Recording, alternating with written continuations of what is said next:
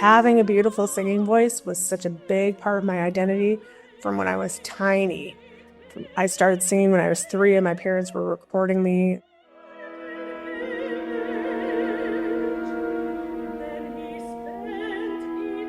That was such a big part of my identity that kind of sent me spiraling in a depression of sorts.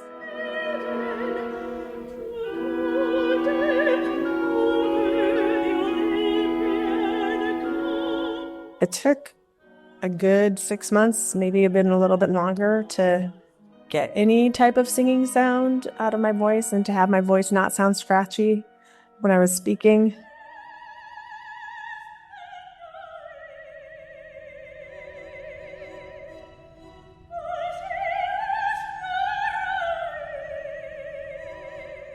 There's a lot of tears, a lot of contemplations of death from this, you know.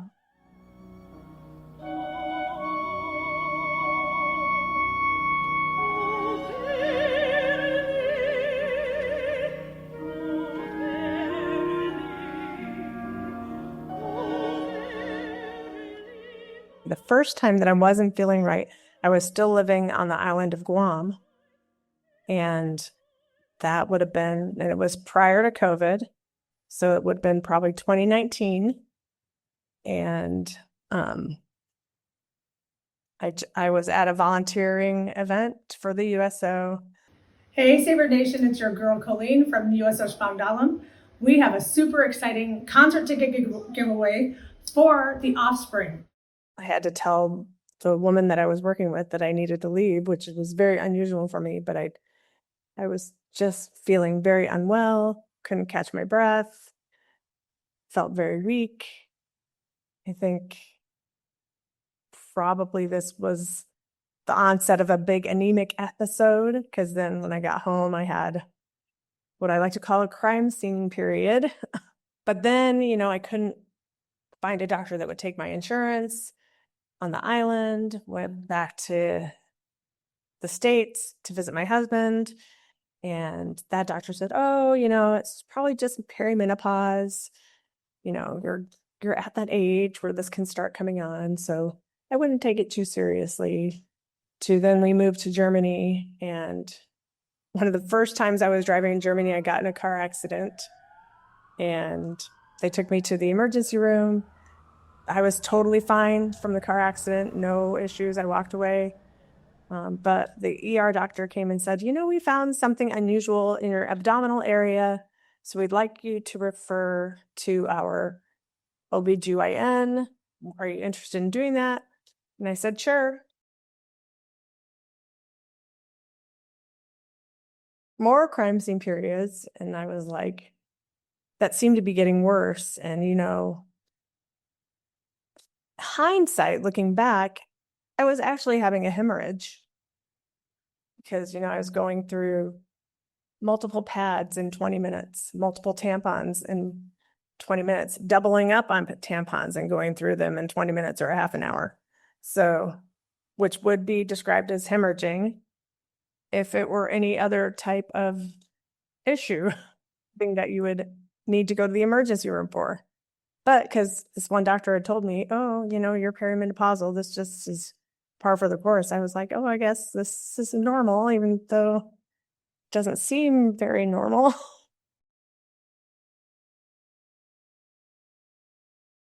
He did an ultrasound in his office, and was like, oh yeah, there's, you know, I'm going to keep you in the hospital. So this is still from the hospital, stay from the car accident. He's like, I'm going to keep you in the hospital and we're going to do a DNC so that I can get enough tissue to send for a biopsy, you know, so we have enough to go for a biopsy. And he's like, I'm going to do a thorough DNC so that there's enough, because that's the other thing with endometrial cancer. If they don't get it in the right part of your uterus, then you can also have a misdiagnosis because they're not getting enough tissue or they didn't go to the right area.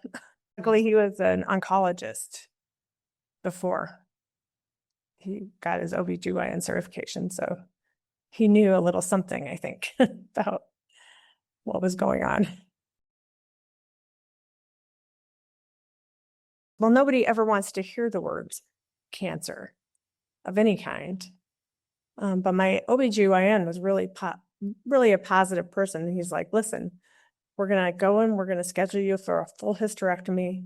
We're going to take a look around at the other organs in the area, see what's going on. But, if this is early, this could have a really good outcome for you. So no need to be having a lot of worries right now about it, even though I'm telling you cancer, and nobody likes to hear that. But let's take each thing as it comes instead of trying to see in the future. I was taking it to heart.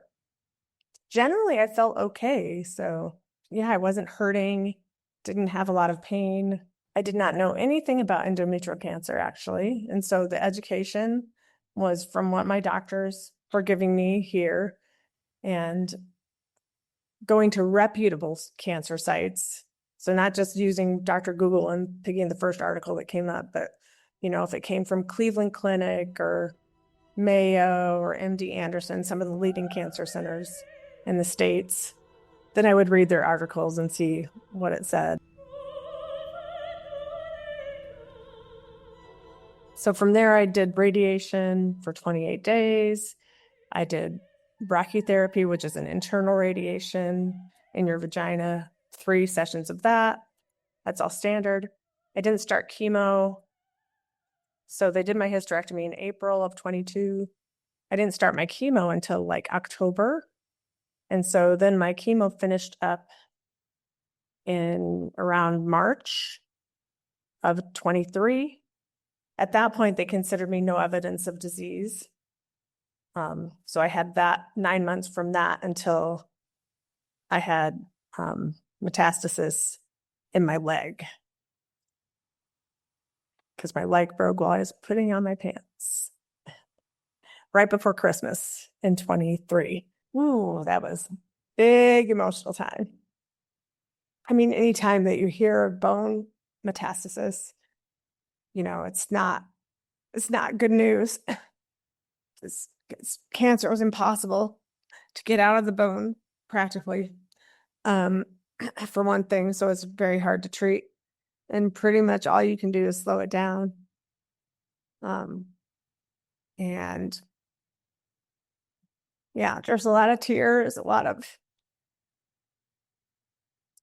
contemplations of death from this,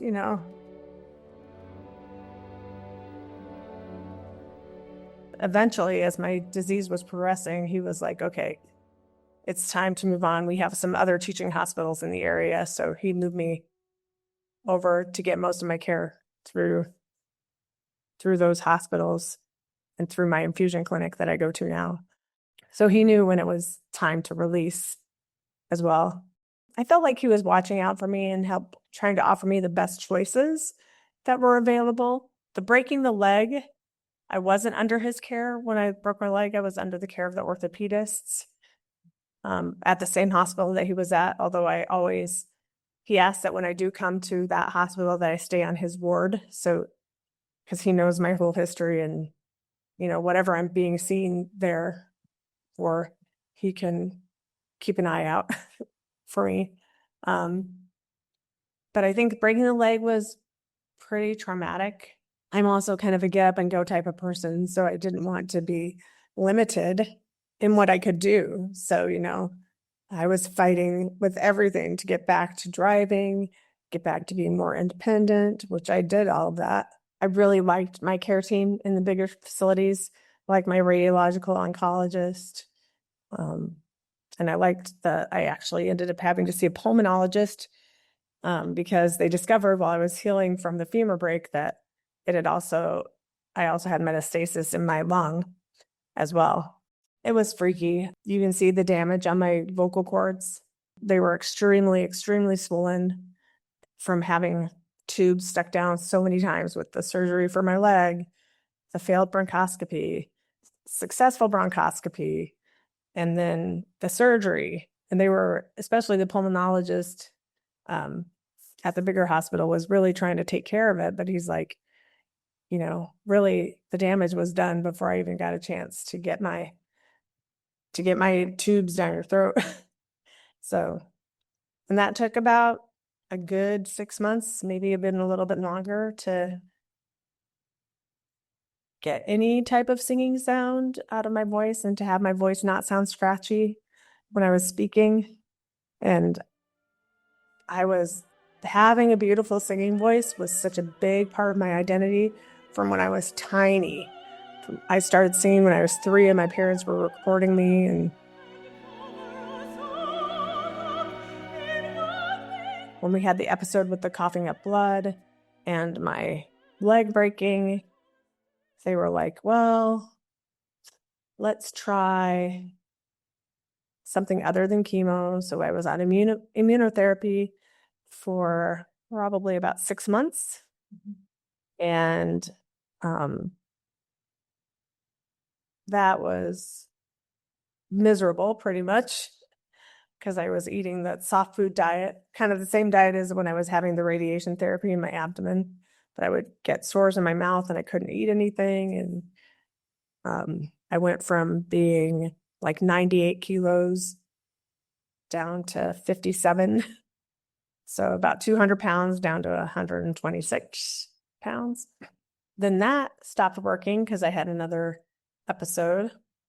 And they decided, okay, well, let's go back with the traditional chemo, but we're going to see you every week. It'll be a lower dose. And that's what I just finished in July. And then had some radiation treatments, just spot radiation treatments on my leg where it had broken, on my knee and on my hip. And then they found another potential area of concern in my hip. So they did a biopsy of that. That had to be sent to the molecular tumor board. Haven't heard back about what molecular markers might be available for other treatments for me.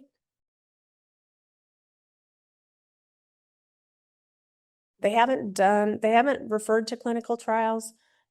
I think for here in the area that I am in, it's so rural that I don't think there's a lot of clinical trials that happen here.